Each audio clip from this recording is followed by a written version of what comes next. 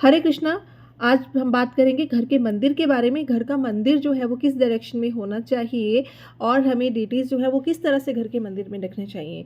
और आपने मेरे अगर पिछले वीडियोस नहीं देखे हैं तो पहले वो जाके देख लीजिए, क्योंकि जब भी हम घर लेते हैं तो सबसे पहले ज़मीन का सिलेक्शन करते हैं। लैंड कैसी होनी चाहिए, लैंड को लेकर ऑस्पिशियस है नहीं है तो क्या रेमेडी करनी है, वो पिछले 2 वीडियोस में बनाई है। तो अब जब हम घर में अपना घर बनाते हैं किसी लैंड पे, तो सबसे पहले हम क्या करते हैं कि हमारा ध्यान जाता है घर का मंदिर किस दिशा में रखना चाहिए। ये हमारे हिंदू धर्म की खासियत है। तो मंदिर जो है घर का, उसके लिए 4 डायरेक्शन जो है वो बेस्ट होती हैं। वो होती हैं नॉर्थ ईस्ट, यानी कि उत्तर पूर्व। सबसे पहली जो प्रायोरिटी होती है वो होती है उत्तर पूर्व की साइड, यानी कि नॉर्थ ईस्ट, जहाँ पे वास्तु पुरुष का सिर होता है। और अगर यहाँ पे हमारे घर का मंदिर होता है तो इसके देवता जुपिटर होते हैं इस डायरेक्शन के, तो वो देवगुरु हैं। वहाँ पे मंदिर बनाओगे तो बहुत खुश रहेंगे, ऑटोमेटिकली आपको सारे देवताओं की ब्लेसिंग्स मिलती रहेंगी। सेकेंड ऑस्पिशियस डायरेक्शन है नॉर्थ। नॉर्थ में अगर आप घर का मंदिर बनाते हो, आपके जो मनी का फ्लो है वो बहुत अच्छा रहेगा, क्योंकि कुबेर की दिशा मानी जाती है। थर्ड जो डायरेक्शन है वो आती है हमारी साउथ ईस्ट। साउथ ईस्ट में आप अगर मंदिर बनाओगे, वो थोड़ा हैवी एनर्जी सेंटर होता है, तो आपको वहाँ पे दुर्गा माता की जो मूर्ति मेन है वो रखनी पड़ेगी, वो बहुत ज़रूरी है।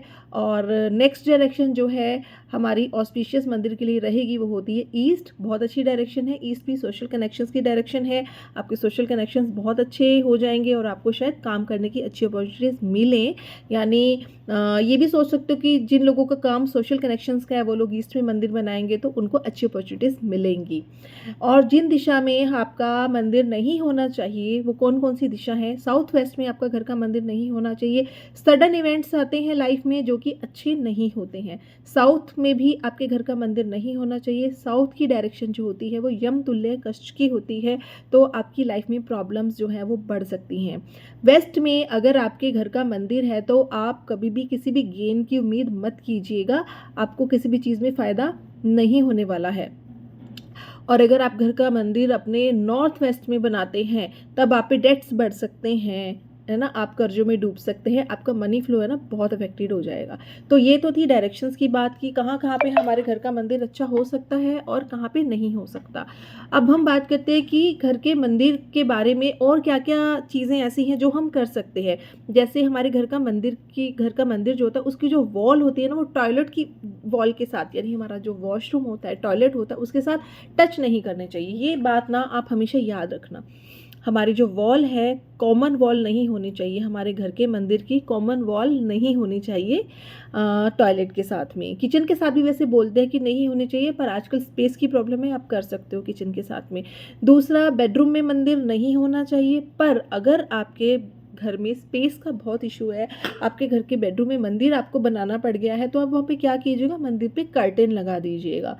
और अगर आपके घर के जो बड़े आपके साथ में रहते हैं, यानी कि जो 60 ईयर से ऊपर है या 13 साल से छोटे बच्चे, उन लोगों को मंदिर वाला कमरा आप रहने के लिए दे सकते हैं, तो कोई दिक्कत नहीं है। वैसे तो सेपरेट ही रखते हैं मंदिर, बट अगर ऑप्शन नहीं है तो आप ये भी कर सकते हो। दूसरा, मंदिर में जो डीटीज़ हैं वो 2 से ज़्यादा नहीं रखते। 2 भी क्या, मैं तो एक ही बोलूँगी कि एक डीटी की एक ही पिक्चर रखिएगा, 2 भी नहीं, सिर्फ एक। यानी एक विष्णु जी, एक लक्ष्मी जी, एक गणेश जी, ऐसे। यानी शिव परिवार रख सकते हैं, श्री राम परिवार रख सकते हैं, पर आपको ना अकेले डीटी नहीं रखते हैं, ये कोशिश कीजिएगा। जैसे अगर आपके इष्ट देव श्री राम है तो श्री राम का परिवार रखिए। अगर आपके जो डीटी हैं वो कृष्ण जी हैं तो उनको राधा जी के साथ रखिए।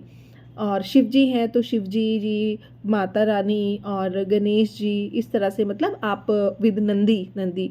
और जो नंदी जी हैं और जो शिवलिंग का जो फेसिंग होता है वो, और जो नंदी देवता है वो एक दूसरे को फेस करने चाहिए। जैसे आपने मंदिरों में देखा होगा, ऐसे ही अपने घर में रखते हैं। और शिवलिंग का जो फेस है, यानी कि फेसिंग है, वो नॉर्थ की साइड रखो तो बहुत अच्छा रहेगा। या ईस्ट की साइड भी रख सकते हो, वेस्ट की साइड और साउथ की साइड कोशिश कीजिएगा कि नहीं रखिएगा। फिर आप क्या कर सकते हो कि जो डीटीज़ हैं ना वो बहुत बड़े नहीं होने चाहिए। कई लोग बहुत बड़े बड़े डीटीज़ घर में रख लेते हैं, उतना ही एनर्जी का इम्बैलेंस होता है। तो आप छोटे से छोटे डीटीज़ रखने की कोशिश कीजिए। अपने जो इष्ट देव हैं उनको थोड़ा बड़ा आप रख सकते हैं, उसमें कोई प्रॉब्लम नहीं है। और जो लोग किसी गुरु को मानते हैं वो अपने गुरु को ही इष्ट देव के रूप में अपने मंदिर में रख सकते हैं। बाकी डीटीज़ जो है आसपास वाले प्लेस पे रख सकते हैं। मेन जो मंदिर है फिर वो उनके गुरु का बनेगा, जैसे हमारे इष्ट देव का बनता है उस तरह से। ठीक है। मंदिर के अंदर रेड बल्ब जो है वो लगा सकते हैं, रेड बल्ब लगाना अच्छा होता है, मंदिर में आप रेड बल्ब लगाइए, मतलब ऑस्पिशियस माना जाता है। लेकिन ना नॉर्थ में, ठीक है, नॉर्थ में और नॉर्थ ईस्ट में आपको रेड बल्ब नहीं लगाना है, ये ध्यान रखिएगा। और कई लोग जो है क्या करते हैं, मंदिर में बल्ब चलता छोड़ देते हैं, दिन रात उनका बल्ब बल्ब जो है ना अंदर भगवान जी के सिर के ऊपर लगा होता है। आप ये सोचिए कि अगर आपके सिर के ऊपर कोई बल्ब लगा दे तो आपको कैसा लगेगा, और वो दिन रात चलता रहे। ऐसे ही भगवान जी के ऊपर भी आप बल्ब लगाइए, पूजा के टाइम उसको चलाइए, फिर बंद कर दीजिए।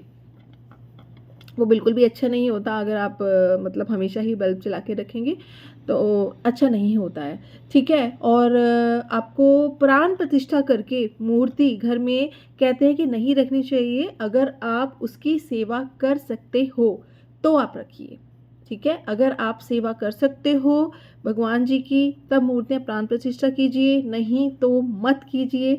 अगर आप शिवलिंग रख रहे हो, अच्छा ये बहुत मिथ आता है लोगों का, मुझसे पूछते हैं कि क्या हमें शिवलिंग को रोज़ जल देना चाहिए। वैसे तो कायदे से रोज़ देना चाहिए, बट अगर किसी कारणवश आप नहीं भी दे पा रहे हो तो कोई अनिष्ट नहीं होगा, क्योंकि जो मंदिर वाला शिवलिंग होता है ना उसकी शेप कैसी होती है, नीचे एक बेस होता है, ऐसे बेस के ऊपर बेस होता है, तो वहाँ पे ये जो डबल बेस जहाँ होता है ना वहाँ पे आपको रोज़ जल देना पड़ता है। पर हमारा शिवलिंग तो जस्ट ऐसे ही होता है, तो इसके नीचे कोई भी बेस नहीं है, बस एक शिवलिंग है यूं करके, है ना। तो उसको आप अगर जल नहीं भी दे पाते किसी कारणवश तो कोई बात नहीं है, इससे कोई भी फ़र्क नहीं पड़ेगा, ठीक है। और मंदिर में जो कलर्स हैं वो आपको ब्राइट कलर्स यूज़ करने हैं। ब्राइट कलर्स मतलब कि आप वाइट भी कर सकते हो, ऑरेंज शेड, थोड़ा येलो शेड लाइट में, थोड़ा ग्रीन शेड, ये बहुत अच्छे होते हैं। बाकी कलर्स की चॉइस आपको डायरेक्शंस के अकॉर्डिंग करनी चाहिए, वो मैं नेक्स्ट वीडियोस में बताऊंगी कि कलर की चॉइस कैसे करनी है डायरेक्शंस के अकॉर्डिंग, आप देखते रहिएगा। और मंदिर में जो क्लॉथ है जो आप बिछाते हो वो भी थोड़े अच्छे कलर्स होने चाहिए। रेड कलर, जैसे माता रानी का मंदिर है, रेड कलर का क्लॉथ यूज़ कीजिए। लक्ष्मी जी का है तो भी रेड कलर कर सकते हो, और विष्णु जी का है तो येलो कलर कर सकते हो। जो जो डीटीज़ होते हैं उनको जो जो कलर पसंद होता है उसके अकॉर्डिंग आप कलर चॉइस ले सकते हो। जैसे गणपति जी हैं तो आप ग्रीन कलर ले सकते हो, इस तरह से। और जोत बत्ती जो है वो तो आपको डेली करनी चाहिए, ये बहुत बहुत इम्पॉर्टेंट चीज़ है कि आप जोत बत्ती मंदिर में रोज़ कीजिए। आप लोगों को बहुत फ़ायदा होगा, क्योंकि अग्नि जो होती है ना उसमें पवित्र करने की क्षमता होती है। तो जब हम अग्नि के सामने खड़े होते हैं ना तो हमारा ऑरा क्लीन होता है, हमारा मन पवित्र होता है। और अगर उसी जोत को हम अपने घर में घुमाते हैं, एक टाइम कोशिश कीजिए कि उस जोत को ना आप अपने घर में घुमा सको। आपकी जो जोत लगाते हो आप उसे एक समय के लिए, चाहे सुबह चाहे शाम को, कोशिश कीजिए कि सुबह कर लो और शाम को, दोनों टाइम नहीं कर सकते तो एक समय कोई भी अपनी चॉइस के अकॉर्डिंग आप उसे पूरे घर में घुमाइए। उसमें कपूर चलाइए, 2 टिकिया और 2 लौंग चलाइए जोत के अंदर, और उसे आपको पूरे घर में घुमाना है। आरती के बाद में अपने घर के मेंबर्स को आरती दीजिए। इससे कोई भी नेगेटिविटी ना आपके घर में कभी भी नहीं आएगी। और एक चीज़ और मैं बहुत इंपॉर्टेंट आपको बताऊंगी कि कुल देवी जो है उसको आपको मंदिर में ज़रूर स्थापित करना चाहिए। हमारी जो फर्स्ट लाइन ऑफ डिफेंस होती है ना वो हमारे सबसे पहले पितृदेव होते हैं, फिर कुल देवी होते हैं, फिर इष्ट देव होते हैं।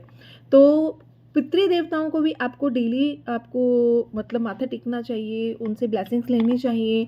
और कुल देवी को भी, अगर आपकी कुल देवी आपको नहीं पता है ना तो आप एक सुपारी लीजिए, सुपारी के ऊपर आप मौली जो है वो लपेट दीजिए और उसको एक कुलदेवी की तरह अपने मंदिर में स्थापित कीजिए और उनको बोलिए कि मुझे नहीं पता कि मेरी कुलदेवी या कुलदेवता कौन है, तो आप मेरे ड्रीम्स में आइए। आप रोज़ जब ये चीज़, ये संकल्प रोज करेंगे ना इस तरह का, तो आपको एक ना एक दिन ड्रीम में ज़रूर आ जाएगा कि आपकी कुलदेवी या कुलदेवता कौन है। फिर आप उनकी पूजा करनी शुरू कर दीजिए। और घर की जो चौखट होती है उसमें भी हमारी कुलदेवी का निवास माना जाता है, क्योंकि वो वहाँ से हमारे घर को प्रोटेक्ट करती हैं। तो आप जब भी जोत करते हैं तो चौखट को भी जोत जरूर दिखाइए। अपने घर के मेन डोर पे शुभ चिन्ह बनाइए, उन शुभ चिन्हों को भी आप जोत दिखाइए, जिससे वो एक्टिवेट रहते हैं और आपके घर का जो प्रोटेक्शन सिस्टम है ना वो ऑन रहता है इससे।